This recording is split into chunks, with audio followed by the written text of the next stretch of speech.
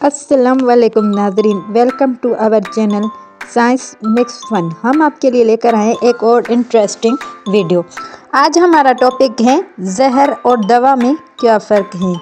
क्या आप जानते हैं जो चीज़ दवा होती हैं कभी कभी वो भी जहर बन सकती हैं, और जो चीज़ जहर कहलाती हैं वही कभी कभी ज़िंदगी बचा लेती हैं। आज हम साइंस के ज़रिए ये इंटरेस्टिंग राज समझेंगे। जहर वो सब्सटेंस होता है जो जिस्म के सेल्स को नुकसान पहुंचाता है। ये एंजाइम को ब्लॉक करता है और सेल को मार देता है या फिर नर्वस सिस्टम को काम करने से रोक देता है। मिसाल तौर पर सांप का जहर छोटी सी क्वांटिटी भी खतरनाक होती है। दवा भी एक केमिकल सब्सटेंस होता है, लेकिन ये सही डोज में जिस्म को फ़ायदा पहुंचाता है। ये बैक्टीरियाज को मारता है, पेन कम करता है, ये बॉडी के सिस्टम को ठीक करता है। मिसाल तौर पर पैरासीटामोल सही डोज में रिलीफ और ज़्यादा हो जाए तो लिवर को नुकसान। साइंस का एक फेमस रूल है, डोज ही तय करता है कि चीज़ दवा है या जहर। अगर डोज कम हो तो दवा, अगर डोज ज़्यादा हो तो जहर। इस रूल को पहली बार एक साइंटिस्ट ने बताया था।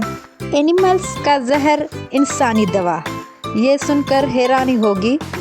स्नेक विनोम से ब्लड प्रेशर की दवा बनती है और फ्रॉग के टॉक्सिन से पेन किलर बन रहे हैं। यही जहर साइंस के हाथों में आकर दवा बन जाता है। दोस्तों, प्लांट का जहर भी दवा। बहुत सारे पौधे जो जहरीले होते हैं उनसे लाइफ सेविंग मेडिसिन्स बनती हैं। दोस्तों, मिसाल तौर पर आफीन का पौधा इस्तेमाल होता है दर्द कम करने वाली दवाओं में।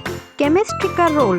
केमिस्ट्री ये डिसाइड करता है कि मॉलिक्यूलर का स्ट्रक्चर क्या है, बॉडी में जाकर वो कैसे रिएक्ट करेगा, किस सेल पर असर डालेगा। इसलिए हर दवा लैब टेस्ट और क्लिनिकल ट्रायल से गुजरता है।